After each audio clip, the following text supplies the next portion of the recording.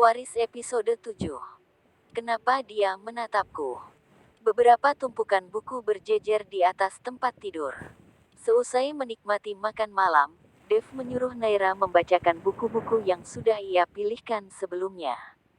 Naira benar-benar enggan dan tersiksa akan keinginan Dev, tetapi wanita itu tidak bisa menolak perintahnya. Ia tahu diri bahwa di sini dirinya hanya menumpang. Bacakan sampai buku-buku itu habis. Jangan sampai ada yang terlewat satu halaman pun. Dev menarik selimut membalut sebagian tubuhnya, namun matanya menerkam Naira dari segala sisi. Aku sudah lelah. Naira mendengus kasar, sudah lebih dari 1 jam ia membaca buku-buku yang membosankan. Rasanya ia ingin sekali memaki laki-laki menyebalkan ini, dan meneriaki telinganya hingga berdarah kalau dirinya memang benar-benar lelah. Dan kau sudah tua, kenapa malah menyuruhku membacakan buku dongeng anak kecil seperti ini? Saat ini Naira ingin sekali melempar buku yang ia pegang itu ke wajah Dev. Dirinya kini mulai menyadari bahwa otak suaminya memang sedikit terganggu. Dari mulai yang tiba-tiba menghamburkan pakaian, memaksanya untuk makan hingga tersedak sampai mau mati, dan sekarang laki-laki bodoh ini menyuruhnya untuk membaca buku dongeng yang seharusnya ia bacakan untuk anak balita. Aku tua. Berani sekali kau berbicara seperti itu. Kedua alis Dev menaut secara bersamaan. Ya, kau tua. Bercerminlah. Kau sudah tua. Sorot mata Naira semakin mengejeknya tanpa kenal rasa takut. Sekali lagi kau bilang aku tua. Aku akan mencekikmu. Ancam Dev seraya menggerakkan kedua tangannya dengan tatapan tidak main-main hingga membuat bulu kuduk Naira meremang. Jangan banyak bicara dan mengeluh, cepat lanjutkan membaca buku-buku itu. Naira mengembuskan napasnya dengan gusar. Ia pun mulai kembali membacakan buku-buku itu untuk Dev. Bukankah laki-laki yang mentalnya terganggu akan nekat melakukan hal apa saja jika kemauannya tidak dipenuhi? Bahkan, bisa saja sewaktu-waktu Dev membunuhnya jika dirinya membantah. Naira pun hanya bisa pasrah menjalankan perintah yang Dev berikan. Meskipun dalam hatinya, ia tak henti mengutuki laki-laki itu. Ini belum seberapa, batin Dev seraya menarik salah satu sudut bibirnya yang nyaris tak terlihat. Ia merasa senang menyiksa Naira seperti ini. Ya, mungkin akan banyak kejutan lagi yang membuat wanita itu menyesal telah menikah dengannya. Jam dinding menunjukkan pukul 22.39. Naira yang kelelahan tertidur sembarangan bersamaan dengan tumpukan-tumpukan buku. Saat dirasa Dev tadi sudah tertidur, wanita itu memberanikan diri untuk beristirahat. Selang tak lama Naira tertidur, Dev membuka kedua matanya. Laki-laki itu ternyata hanya berpura-pura tertidur saja. Ia merasa kesal saat melihat Naira tidur karena ia belum benar-benar puas membuat wanita itu kewalahan menghadapi dirinya. Dev menarik tubuhnya untuk beranjak duduk, tangannya nyaris mengguncang tubuh wanita itu untuk membangunkannya. Namun, ia urungkan tatkala kedua matanya saat menatap wajah Naira yang begitu polos seakan melumpuhkannya. Dev tiba-tiba tidak tega untuk membentak atau membangunkan wanita itu. Kedua matanya masih tak berpindah.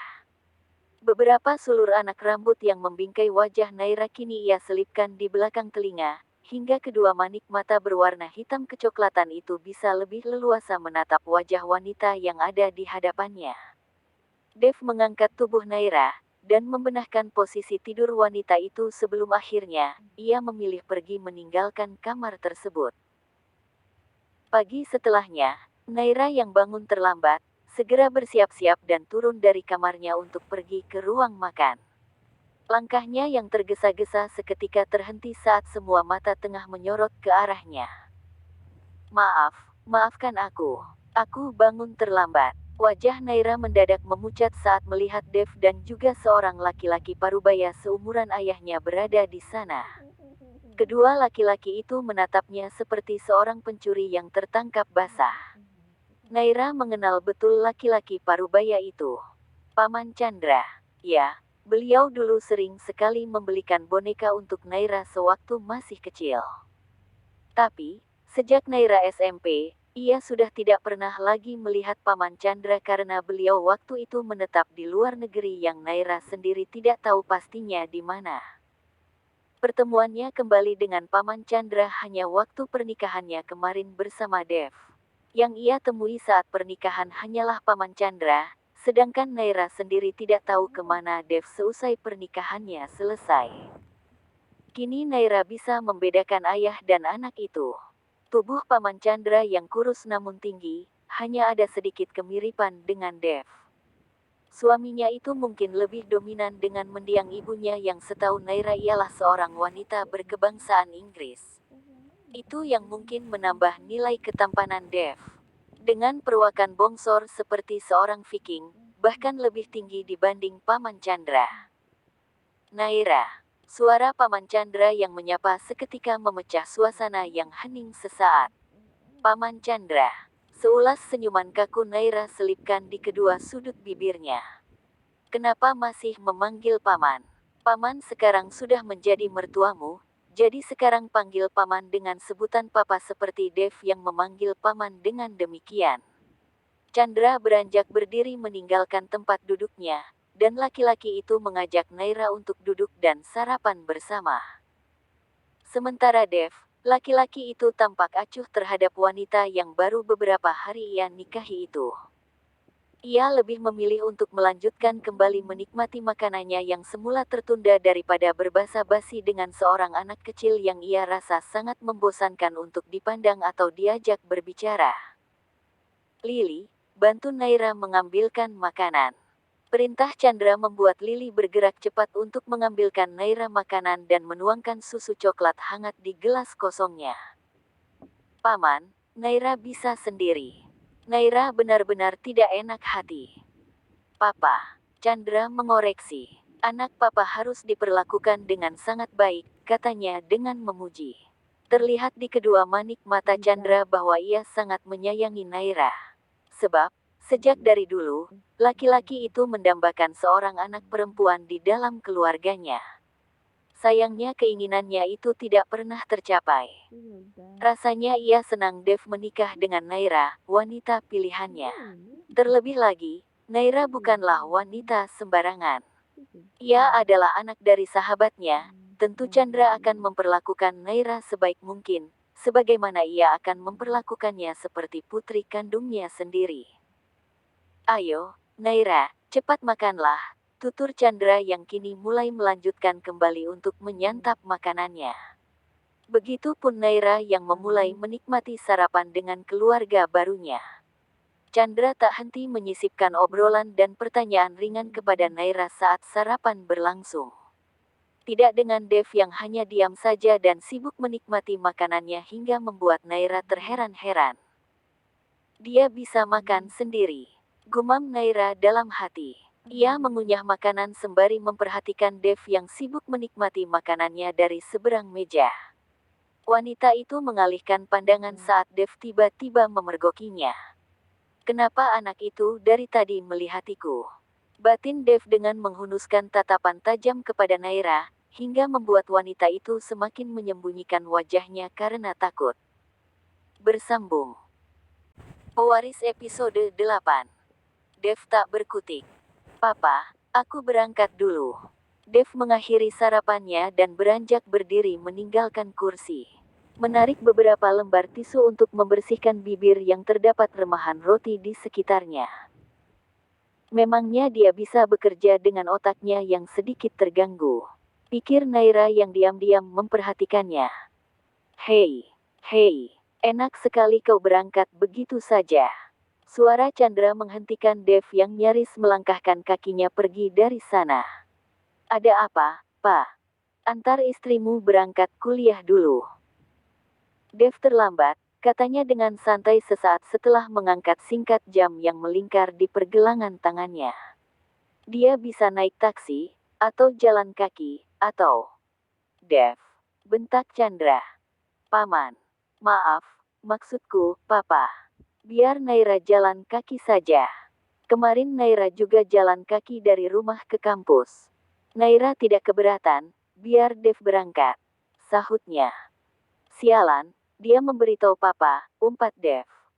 Kau kemarin jalan kaki. Chandra menjatuhkan rahangnya karena terkejut akan pernyataan Naira. Dia sendiri yang meminta berjalan kaki, bantah Dev. Lagi pula dia tidak keberatan, biar saja dia berjalan kaki, Pak. Dev kembali menghunuskan tatapan tajam kepada Naira. Sorot matanya memerintah supaya membenarkan perkataannya. Iya, Pak. Papa dengar sendiri, kan? Dev, tidak seharusnya kau membiarkan istrimu berjalan kaki. Kampus Naira sangat jauh dari rumah. Bentak Chandra. Dia yang menginginkannya sendiri. Bukan aku, bantah Dev. Dia benar-benar keterlaluan. Jelas-jelas dia yang menyuruhku berjalan kaki. Naira dan Dev saling bertukar pandang dengan tatapan yang seolah sedang berseteru. Antar istrimu, jangan sekali-sekali kau membiarkan dia berjalan kaki. Perintah Chandra dengan tegas. Dev mendengus. Pemaksa, gerutunya. Naira, cepat berangkatlah bersama Dev, perintah Chandra. Tapi, Pak, sudah cepat berangkatlah bersama suamimu, nak. Berpura-pura polos, umpat Dev yang masih menerkam Naira dengan tatapan tajamnya. Tatapannya kini kembali menemui Naira, dan semakin dipertajam hingga membuat wanita itu menjadi takut. Naira hanya bisa menyembunyikan ketakutannya sambil menggigit bibirnya kuat-kuat. Apa yang kau tunggu? Ayo, bentak Dev. Dev, bisakah kau berbicara pelan sedikit kepada istrimu? Timpal Chandra. Dev hanya ingin mendidik istri Dev supaya tidak manja. Jawabnya dengan penuh penekanan. Aku. Naira begitu bingung. Apa dirinya harus menerima ajakan Dev yang terpaksa mengantarkannya hanya karena perintah Papa Chandra? Wanita itu sungguh bingung. Bagaimana kalau Dev melemparnya di tengah jalan? Naira, tidak usah takut. Dev bukan seperti yang kau bayangkan selama ini, tutur Chandra. Apa maksud Paman Chandra? Batin Naira mencerna penuh akan kebingungan yang terjadi antara ayah dan anak itu. Mungkin ia akan benar-benar sulit beradaptasi selama tinggal di rumah ini. Terlebih lagi dirinya mengetahui bahwa Dev ternyata tidak bisa menerimanya. Sampai kapan kau mau tetap di situ, anak manja? Seru Dev. Iya, sebentar.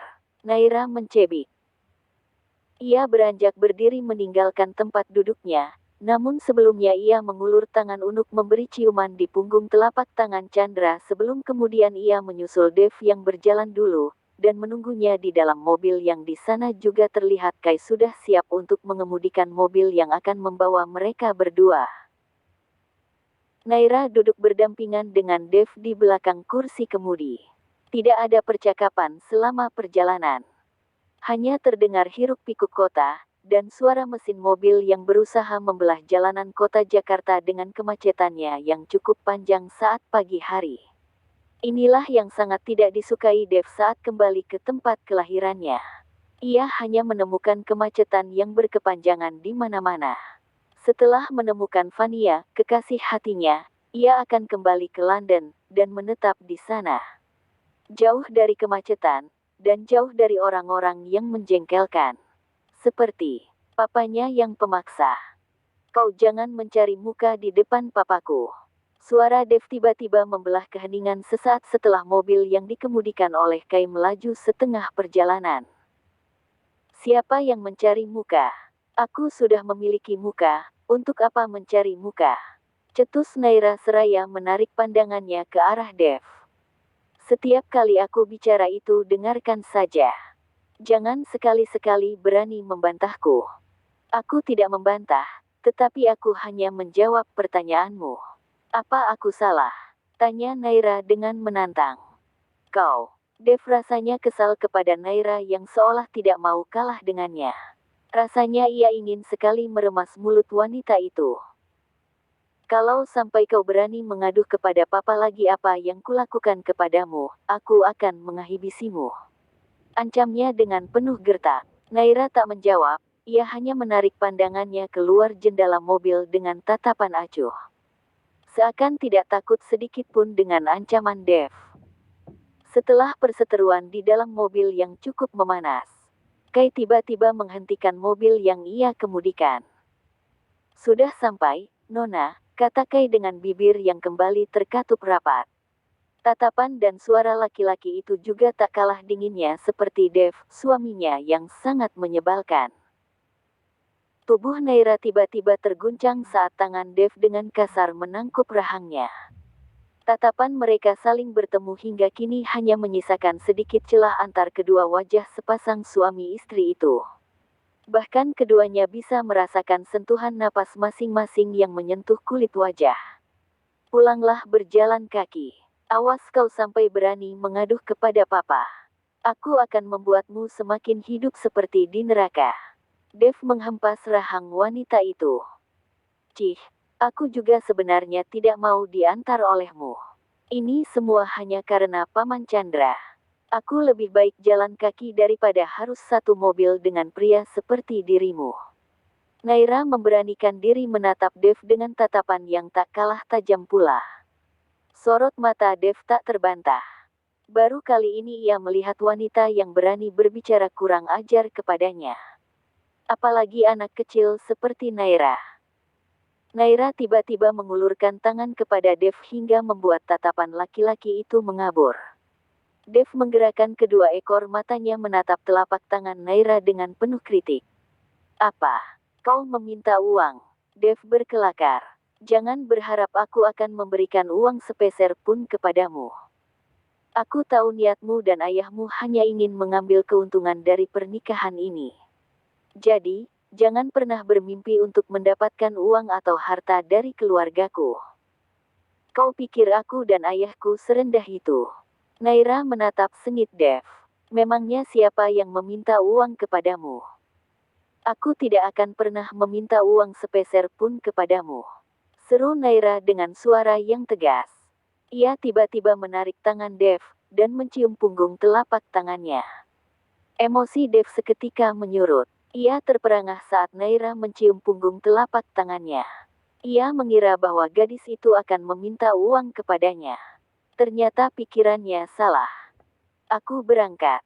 Naira turun dari mobil. Tatapan mata Dev masih tak beralih memperhatikan Naira yang masuk ke dalam kampusnya, hingga wanita itu benar-benar lenyap dari pandangannya. Aku lupa memberitahumu, Tuan.